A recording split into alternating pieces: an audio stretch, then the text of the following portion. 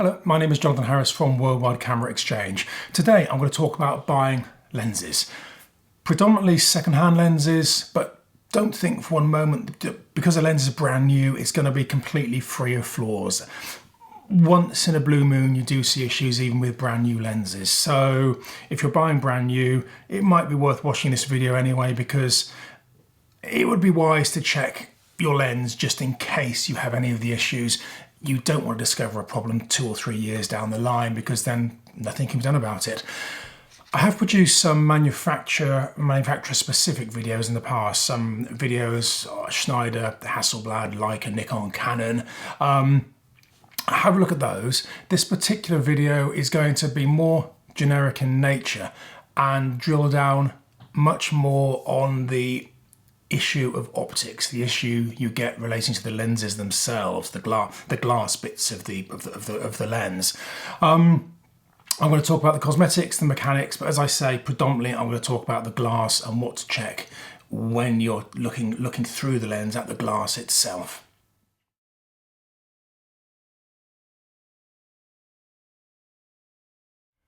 Okay, cosmetics. Don't overlook this step. This is really, really important. As a dealer, I'm buying outfits from people all the time, and I can tell within a few minutes how good an outfit is going to be just by looking at the cosmetic condition of the first item. If somebody comes to me with a bag of 15 lenses and 3 camera bodies, the first lens I pull out 95% of the time will give me all the information I need to know about the condition of the rest of the equipment. And that's just by looking at the cosmetics. You can see how well it's been looked after, you can see how well it's not being looked after, and you can see quite quickly how much it's been used. It doesn't matter if you're looking at a really modern lens. I mean, really modern Canon autofocus lens, 6-7 years old, or something that's pre-war. I mean, like a Summer lens. What's that? That's close to 80 years old now. It doesn't matter what you're looking at. The cosmetics are still really, really important. What I would do always, first of all, is look at the filter rim. I mean, this is a manual focus Nikon 100-300, probably 30-35 years old. Lovely condition, remarkably good condition given its age. Have a look at the filter rim. Just make sure that there have been no dings, no knocks on the leading edge of the lens. Just have a look at the barrel of the lens. Just make sure there's no scuffing or marking there. Have a look at the knurling, particularly with the metal knurling. You can often see metal beginning to show through, just where fingers rub against it if it's had a fair bit of use. And with the rubberized, the more modern rubberized knurling, like for example you have on this Canon lens, you don't get the metal coming through, but the rubber does become shiny, and if you can see it's becoming shiny, if you can see it's becoming stretched, that's a sign that it's had a fair bit of use. Also, of course, have a very careful look at the mount. Look at the chromium plating on the mount. Just make sure there's no brass showing through on the corners of the chromium plating. If you can see brass coming through at that point, that's a sign, again, the lens has had a fair bit of use. That's not necessarily a problem in itself. I mean, a lens as well made as this one is designed to be used, but you just want to make sure it hasn't been excessively used or abused. Okay, so once you're happy that the lens hasn't had a lot of use and it hasn't been thrown around or misused, then the next thing I would do is to move on to checking the mechanics.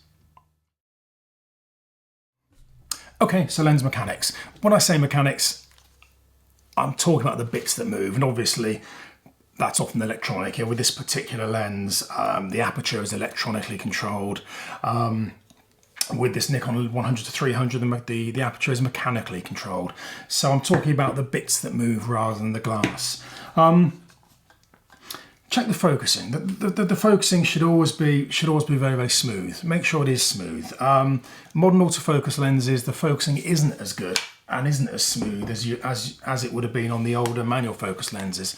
But still, there should be no notchiness, no tightness. If you feel tightness in the focusing or in the zoom mechanism, well, this obviously is a one-touch zoom, that is a sign it's been knocked. So if you feel any sort of tightness like that, or you're focusing on this and it gets tight and then it frees itself up, that's a sign it's been knocked. So avoid the lens. That can be very expensive to get fixed.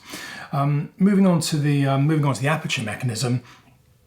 With the older lenses, you can just hold the lens up, stick it down to f/22, and just make sure that the aperture mechanism is just opening and closing as it should, nice and quickly. If you see it's sticking or opening and closing very slowly, that's a sign again the lens that needs servicing. That's not the end of the world, that can be fixed, but it's something to be aware of. Older lenses still even easier to check. The lens will just, the aperture will just close down as you actually move the aperture. There's not it doesn't open and close like you would find on an SLR because it's for a rangefinder camera. So check that out. Make sure the aperture is working. Some lenses, large format lens made by Schnieder, they all have built-in shutters as well. Now I won't go into that now because it's quite an unusual setup these days, but I do have other videos that explain how to check out the shutters, so to check out those videos. Then of course you've got things like image stabilization here. The best way to check that is just to stick it on the camera, move the lens to its longest focal length. So if you're using a 28 to 70, move it to 70. Just look through the camera, activate it. You can either hear it working, or if you can't hear it working, you'll see it working. As you gently move the camera, you'll see the electronic gently trying to correct what you're doing. So that's quite an easy check. Now, with the mechanics, if there is an issue, that's not the end of the world. Most of these things can be fixed. I mean, if you've got a Canon lens with a dodgy OS, optical stabilization mechanism, that can be fixed. Word of warning though, spares are only made for a certain length of time. So if you're buying a very old lens like this, repairs might be an issue. But with all modern stuff made within the last 10 or 15 years, repairs shouldn't be an issue. So if you do come across a lens with a sticking aperture, or for example the OS system isn't working, the image stabilization isn't working, those things can be fixed. They're not the end of the world. As I said, be very careful if you feel the focusing is tight, because that can mean it's been knocked, and if it's been knocked, the cost of repair will be astronomical. So just walk away from that. So that's the mechanics. Now I'm going to spend more time now talking about the optics and talking about the glass, because that's the one thing that can't be fixed. If you have a lens with a balsam fault, if you have a lens with fungus inside, that is a significant issue that can't be fixed. So if you're running through these checks, what I'm going to describe now is the thing you really need to focus on more than anything else. Okay, so the glass. As I said, you need to take time on this. Be very, very careful. When you're checking out the glass, as I said earlier in the video, something like a desk magnifier works brilliantly. Otherwise, a normal handheld magnifier. And as I said, also use the torch on a mobile phone, because the light is so strong on these. It really does highlight all little issues you can see within a lens. Now, first of all, I will look at the front and rear elements. With a lens like this, obviously that's fairly straightforward. Just, there it is. You can access them quite easily. If you're looking at a camera like this, Nikon 35 Ti, easy to check the front element, but you've got to be a little bit careful opening the back to check the rear element. But do check it nonetheless, because you can get marks, and have issues even with these built-in lenses. Okay, so first of all, I would just check the front element, get a magnifier, get a torch, and very, very carefully look at the front elements. The dust, obviously, not an issue in the slightest. I would use just a little brush like this. I would never overzealously clean a lens. I mean, as long as you can see the dust is moving, that's fine. You can never get every spot of dust off a lens, and often if you start trying to scrub at these things too aggressively, it might actually damage the coating, which is not a good thing. So don't worry too much about a few spots of dust. As long as you can just see them move, as long as you know they're not marks in the coating, then there's no issue at all. So look at the front, look at the back, and just make sure it's nice and clean. Now, sometimes you might come across an issue where the dust doesn't move, and if you use a lens cleaning tissue or a little cotton bud with some lens cleaning fluid on, it just doesn't move. What I'd recommend doing then is just take a cocktail stick, Just a wooden cocktail stick. Now these won't scratch the lens unless you're very aggressive. So just be sensible, be gentle, and just very, very gently, just rub the end of the cocktail stick just across the mark. You might find it's something actually stuck to the surface, and you might find that just by doing that, you can just dislodge it, it'll come straight off. What you also might find is that it won't come off, and you can feel the edge of the point of the cocktail stick just snagging on the mark. If you can feel that, that's a sign that it's either a coating flaw, and there's actually the coating's actually flaked off. You can just feel it as a little edge when this happens. That's an issue. Also, if it's a very, very small chip, you can feel it with the cocktail stick, and that again is an issue. Very small marks like that don't affect the performance, they never will, but they do affect the value. So if you do find a mark that won't come off, don't pay top dollar for the lens. I mean, if you can get £100, £200 knocked off the lens, then great. Otherwise, just walk away. Obviously, do the same on the rear element as well. Again, 1 or 2 tiny marks on the rear element won't affect it, but they do affect the retail. So if you see marks, make sure the price you're paying reflects that. So hopefully, anyway, you've looked at the lens and you've satisfied yourself that the front element and the rear element is clean. What I would do then is just open up the lens, open it up to full aperture, so you can see right through it like that, and then just look inside. Now you want to look from the front and you want to look from the rear. And as I said, you can use a desk lamp or a torch and shine light into the glass. Now what you're looking for are a number of issues. First of all, you might see dust. Now you get dust in any lens, particularly a lens like this one, where as you zoom, as you focus, the glass is all moving around inside, and air does get sucked in when that happens. And it's possible to get dust inside these. That's really completely normal. What is acceptable is a very subjective thing. Now, if I as a dealer look into a lens and I see a lot of dust, that is a real issue. That will affect the resale value. So a lot of dealers might then send the lens to send off to get it clean, which is a good thing to do. You might see 1 or 2 tiny spots of dust, and really that is acceptable. With a lens as optically complex as this one, or a lens as optically complex as this one, it's unlikely with a very strong light that you can actually look through it, look into it, and not see any spots of dust at all. So 1 or 2 tiny spots of dust are actually quite normal. Now, what isn't normal is misting, strange spots, balsam separation, which shows itself as a sort of rainbowy type reflection inside, or fungus. So I'm just going to quickly talk about those things now. First of all, misting. Now, misting, you'll see if you shine a light through the lens and you're looking through like this, shine this torch up there, you'll see the light focusing on the misting inside, like car headlights in a fog. That isn't okay. With older lenses like this is, as I said, pre-war Leica lens, it's almost the norm, because the coatings over time do begin to disintegrate, and it's the coating disintegrating that you can see that it's showing itself as misting inside. 9 out of 10 lenses of this age made by Leica suffer from that problem to a greater or lesser extent. So if you're buying a lens of this age, you just have to make a decision. Am I happy to pay X pounds, X dollars, X euros for a lens in that condition with slightly imperfect glass? You know, most people are.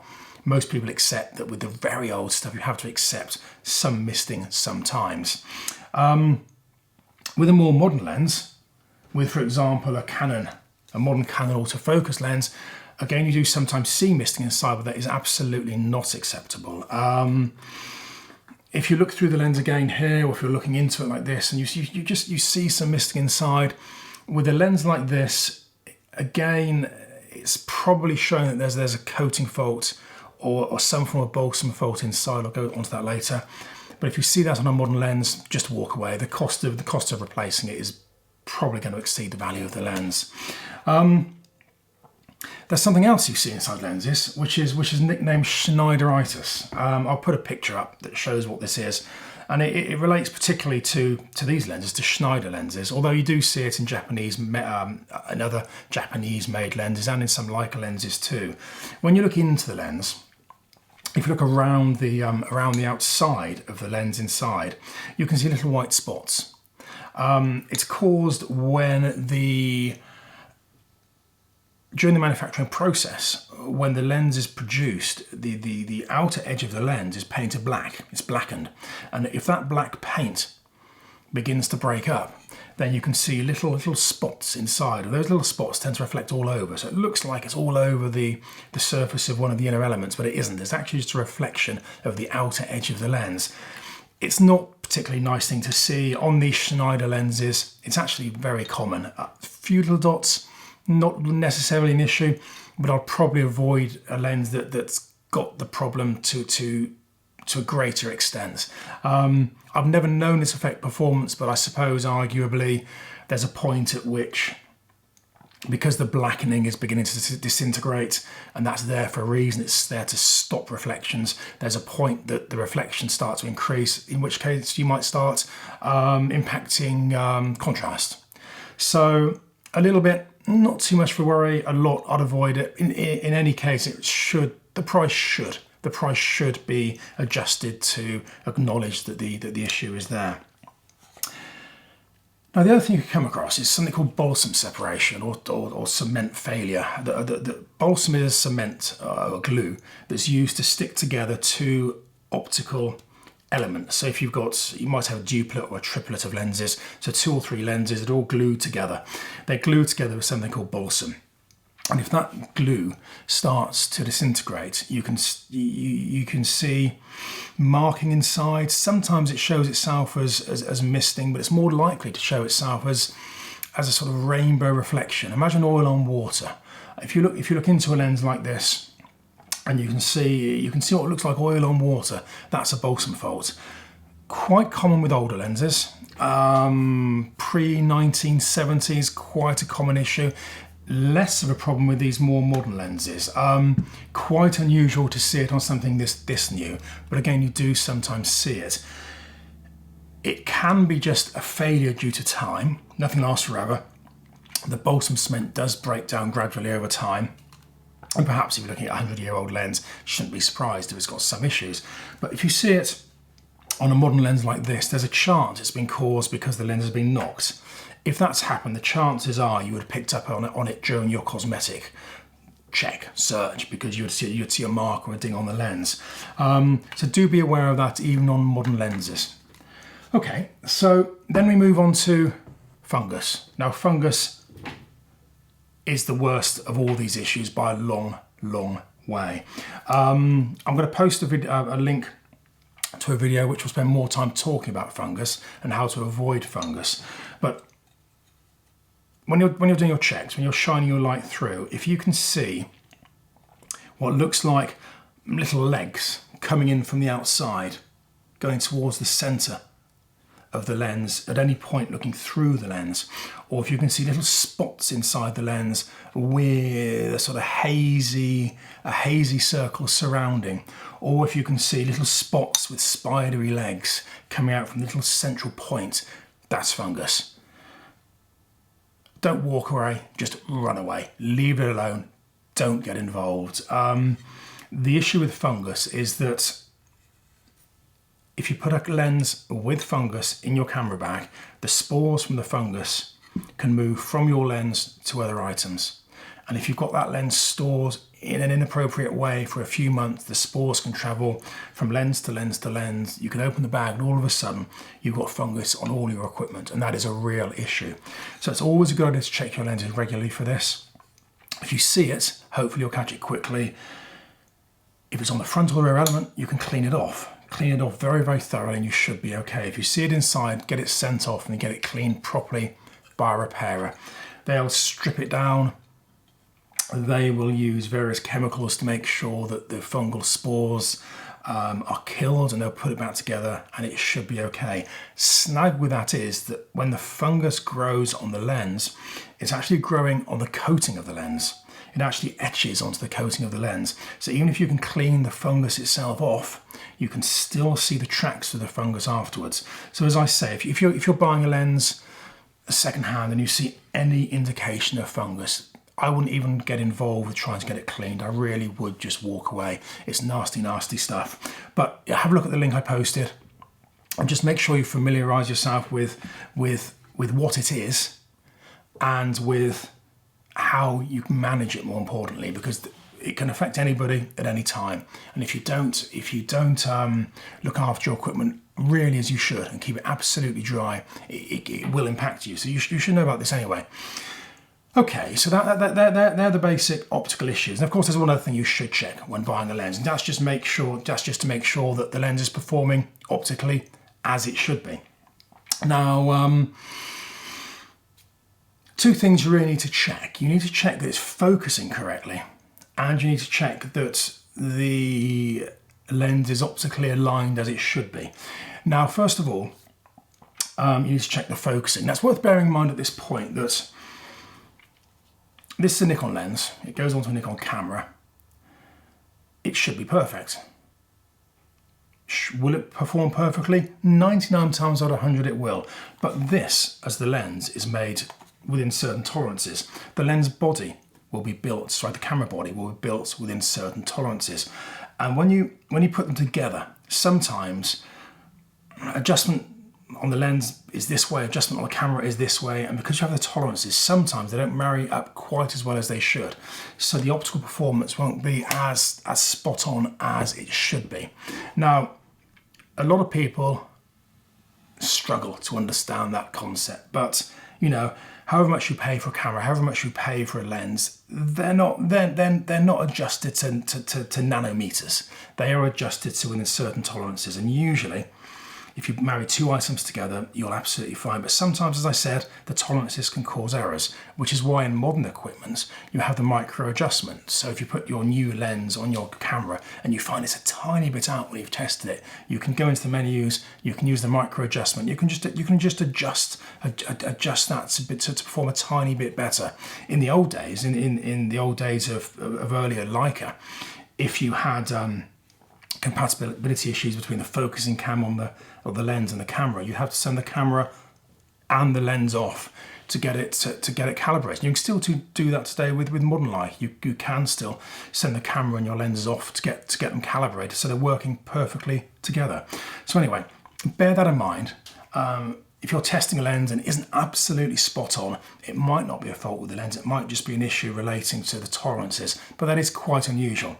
Okay, so focusing, how do you test the focusing? It's really quite straightforward, particularly on a modern digital camera. Stick your lens on the camera, stick it on maximum aperture, and focus it at infinity. Take a few shots, check the images, just make sure it is absolutely focused on infinity. Obviously, if you're using a film camera, you'd have to get the film developed to check this.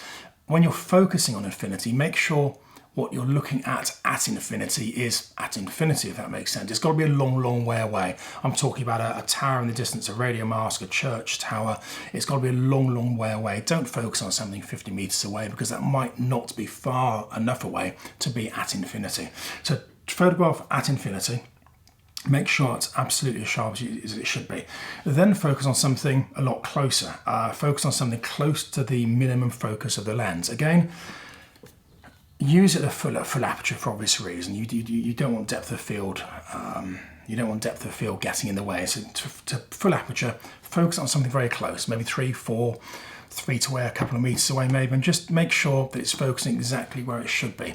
One good thing to use, you can photograph obliquely across a bookcase, for example, and just focus on one book, and just make sure that the results when you check on the back of the camera, it is focused on that one book. Or another way you could do it is to focus obliquely along a keyboard and just focus on one letter on a keyboard. And again, just make sure it is focused where it should be focused. You can get various things on Amazon and eBay to do all this stuff. But it's quite easy to do it on a keyboard, as I said, or on a book, or just focus on the corner of a cupboard or cabinet, and just make sure that is absolutely the point in focus.